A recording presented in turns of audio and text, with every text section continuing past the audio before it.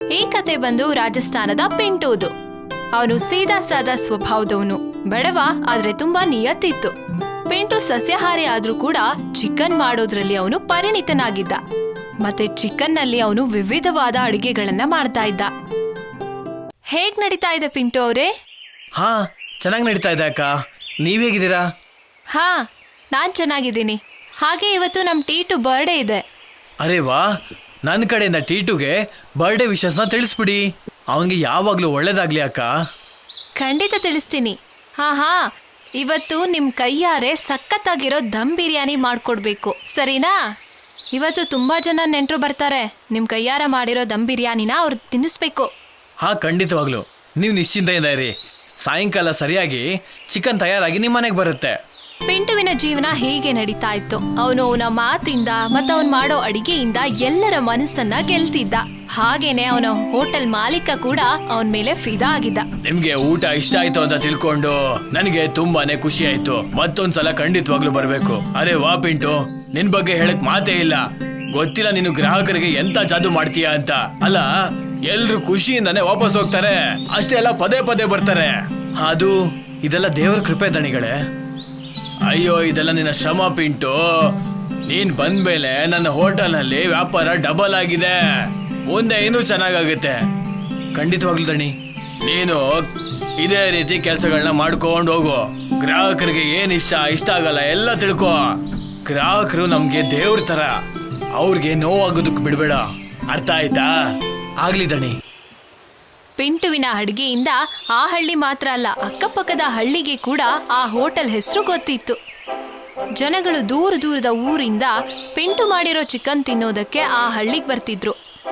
ಎಲ್ರಿಗೂ ಖುಷಿ ಕೊಟ್ಟು ಒಳ್ಳೆಯದನ್ನೇ ಬಯಸ್ತಿದ್ದಂತಹ ಪಿಂಟುಗೆ ಅವನ ಮನಸ್ಸಲ್ಲಿ ಒಂದು ಗಾಢವಾದ ನೋವಿತ್ತು.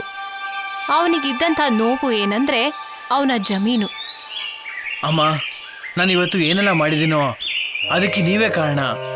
ನೀವು ನನಗೆ ಏನೆಲ್ಲ ಮಾತು ಹೇಳ್ಕೊಟ್ರೋ ನಾನು ಅದ್ಯಾವ್ದನ್ನೂ ಮರ್ತಿಲ್ಲ ಅಮ್ಮ. ನಾನು ಇದು ಕೂಡ ಮರ್ತಿಲ್ಲ, ನಮ್ಮ ಹೊಲ ಮತ್ತೆ ಜಮೀನು ಊರಿನ ವ್ಯಾಪಾರಿ ಹತ್ರ ಗಿರವಿ ಇಟ್ಟಿದೀವಿ ಅಂತ. ನನ್ನ ಹಣೆ ಬರ ಏನಮ್ಮ ಹೀಗಾಯ್ತು. ನಿನಗೆ ಟ್ರೀಟ್ಮೆಂಟು ಕೊಡ್ಸಕ್ಕಾಗ್ಲಿಲ್ಲ, ನೀನು ಕೊನೆ ಆಸ್ತಿ ಅನ್ಕೊಂಡಿದ್ನು ಉಳಿಸ್ಕೊಳಕ್ಕಾಗ್ಲಿಲ್ಲ ನನ್ನ ಕೈಲಿ. ಆದ್ರೆ ನೀನು ಚಿಂತೆ ಮಾಡಬೇಡ ಅಮ್ಮ. ಇವತ್ತಿಲ್ಲ ನಾಳೆ ನಾನು ಆ ಜಮೀನ ವಾಪಸ್ ತಗೋತೀನಿ. ಅವನ ಅಮ್ಮನ ಕೊನೆಯ ಆಸೆಯನ್ನ ಈಡೇರಿಸೋಕ್ಕೋಸ್ಕರ ಅವನು ಹಗಲು ರಾತ್ರಿ ದುಡಿತಾ ಇದ್ದ. ಆದ್ರೆ ಪಿಂಟುಗೆ ಇದು ಗೊತ್ತಿರ್ಲಿಲ್ಲ. ಅವನು ಅಂದ್ಕೊಂಡಿರೋದು ಅವನಿಗೆ ಸಿಗುತ್ತೆ ಅಂತ. ಅರೆ ಪಿಂಟು, ಸ್ವಲ್ಪ ಇಲ್ಲಿ ಕೇಳಪ್ಪ. ಅದೇನಂತ ಹೇಳಿದಣಿ? ನಮ್ಮ ಪಕ್ಕದ ಊರಿನಲ್ಲಿ ಸೈನ್ಸ್ ಎಕ್ಸಿಬಿಷನ್ ನಡೀತಾ ಇದೆ. ಅಲ್ಲಿಗೆ ಬೇರೆ ಊರುಗಳಿಂದ ಜನ ಬರ್ತಾರೆ. ಏನು, ಬೇರೆ ಊರುಗಳಿಂದನಾ? ಹಾ, ಮತ್ತ ಅವರು ನಮ್ ಕಡೆಯಿಂದ ಸ್ಪೆಷಲ್ ಡಿಶ್ ಬೇಕು ಅಂತ ಹೇಳಿದಾರೆ. ಅಯ್ಯೋ, ಅಷ್ಟೇ ತಾನಿದಣಿ, ಮಾಡ್ಬಿಡೋಣ ಬಿಡಿ. ಆಗತ್ತೆ.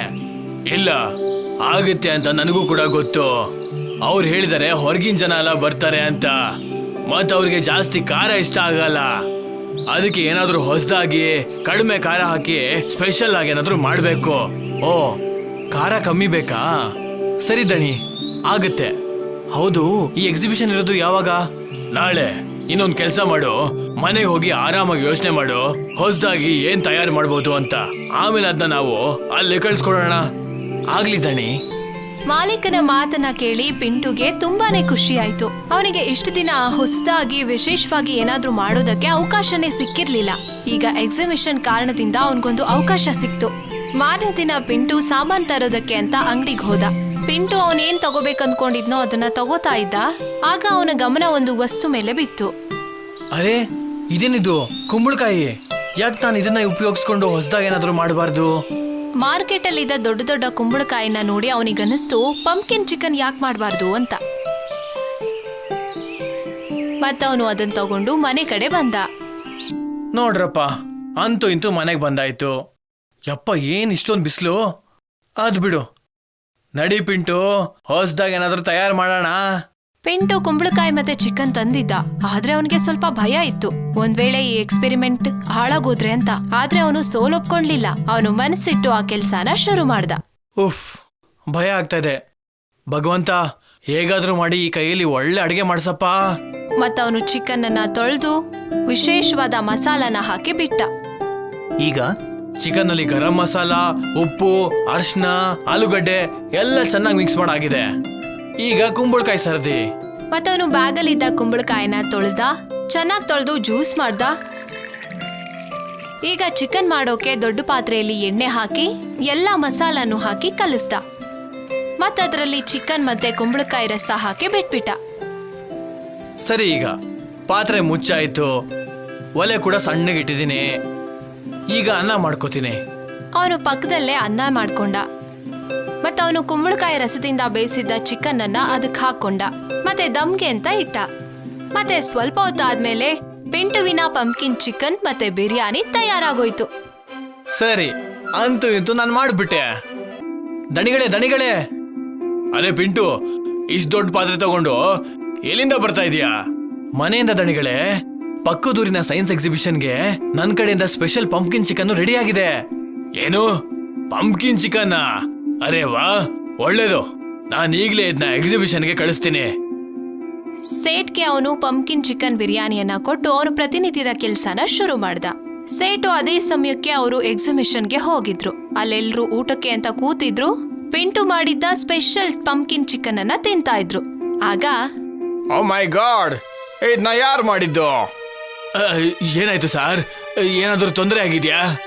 ಹೇಳ್ತೀನಿ, ಆದ್ರೆ ಮೊದಲು ಹೇಳಿ, ಈ ಪಂಪ್ಕಿನ್ ಚಿಕನ್ನ ಯಾರು ಮಾಡಿದ್ದು ಅಂತ. ಅದು ನನ್ನ ಹೋಟೆಲ್ನಲ್ಲಿ ಒಬ್ಬ ಹುಡುಗ ಕೆಲಸ ಮಾಡ್ತಾನೆ. ತುಂಬಾ ಚೆನ್ನಾಗಿ ಅಡುಗೆ ಮಾಡ್ತಾನೆ ಸರ್. ಅವನೇ ಈ ಹೊಸ ಡಿಶ್ ಮಾಡಿದ್ದು. ಯಾಕೆ, ಏನಾಯ್ತು ಸರ್? ಟೇಸ್ಟ್ ಏನಾದರೂ ಚೆನ್ನಾಗಿಲ್ವಾ? ನಾನು ಅಡಿಗೆ ತುಂಬಾ ರುಚಿಯಾಗಿದೆ. ನಾನು ನನ್ನ ಜೀವನದಲ್ಲೇ ಇಂಥ ರುಚಿಯಾದ ತಿಂಡಿನ ತಿಂದೇ ಇಲ್ಲ. ಅದಕ್ಕೆ ನಾನು ಅವನಿಗೆ 1 ಲಕ್ಷ ರೂಪಾಯಿ ಬಹುಮಾನ ಕೊಡ್ತಾ ಇದ್ದೀನಿ. ಇದು ತಗೊಳ್ಳಿ, 1 ಲಕ್ಷ ರೂಪಾಯಿನ ಚೆಕ್. ಏನು, 1 ಲಕ್ಷನಾ?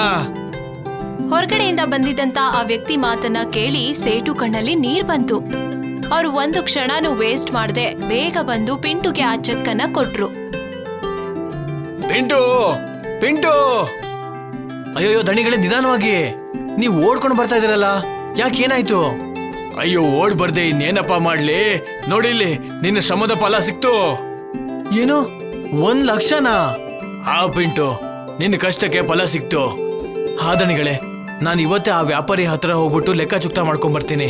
ಅದ್ರ ಜೊತೆಗೆ ಮತ್ತೆ ಅಡ ಇಟ್ಟಿರೋ ಜಮೀನ್ ಕೂಡ ವಾಪಸ್ ತಗೊಂಡ್ಬರ್ತೀನಿ. ಈಗ ಒಂದ್ ಕೆಲ್ಸ ಮಾಡು, ಒಂದ್ ದೊಡ್ಡ ಹೋಟೆಲ್ ಓಪನ್ ಮಾಡು, ಇನ್ನೂ ಚೆನ್ನಾಗಿ ಬೆಳಿ. ಸೇಟು ಹೇಳಿದ ಮಾತನ್ನ ಕೇಳಿ ಪಿಂಟು ಕಣ್ಣಲ್ಲಿ ನೀರ್ ತುಂಬಿಕೊಳ್ತು. ಸೇಟು ಇದೇ ರೀತಿ ಯಾವಾಗ್ಲೂ ಅವನ್ಗೆ ಸಹಾಯ ಮಾಡ್ತಿದ್ರು.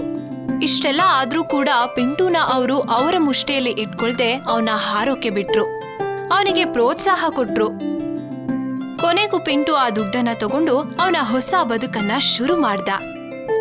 ಸಾರಾಂಶ: ಒಳ್ಳೆ ಮನಸ್ಸಿಂದ ಕೆಲ್ಸ ಮಾಡಿದ್ರೆ ಒಂದಲ್ಲ ಒಂದು ದಿನ ಅವನು ಗೆಲುವನ್ನ ಪಡಿತಾನೆ.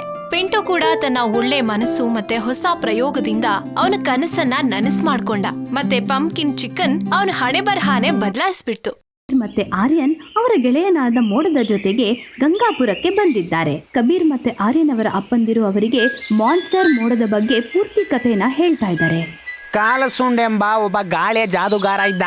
ಅವನು ಆಕಾಶದಲ್ಲಿದ್ದ. ಅವನು ಗಾಳಿಯ ಚಮತ್ಕಾರದಿಂದ ಸುಂದರವಾದ ಮೋಡಗಳನ್ನ ಮಾಡ್ತಿದ್ದ. ಅದರಿಂದ ಹಳ್ಳಿಲಿ ಮಳೆ ಬರ್ತಾ ಇತ್ತು.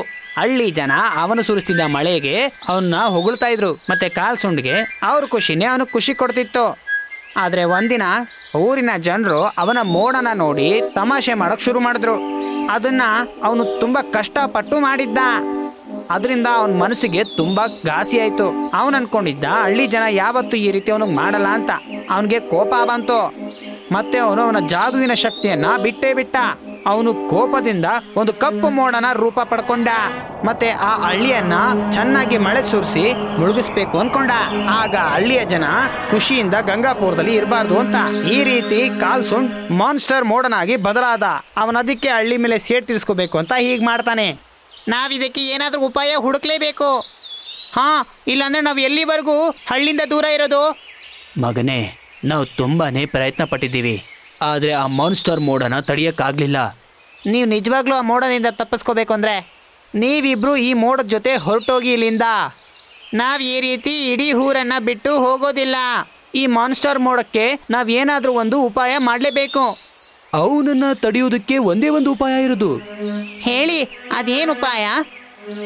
ಯಾವಾಗ ಕಾಲ್ಸುನ್ ಮಳೆ ಸುರಿಸುವಂತ ಮೋಡ ಜೊತೆ ಹಳ್ಳಿ ಮೇಲೆ ಬರುತ್ತಾನೋ ಆಗ ಹಳ್ಳಿ ಕತ್ತಲಾಗ್ಬಿಡುತ್ತೆ. ಆಗ ಜನ ಎದುರುಕೊಂಡು ತಮ್ಮ ತಮ್ಮ ಮನೆಯಲ್ಲಿ ಬಚ್ಚಿಟ್ಕೋತಾರೆ.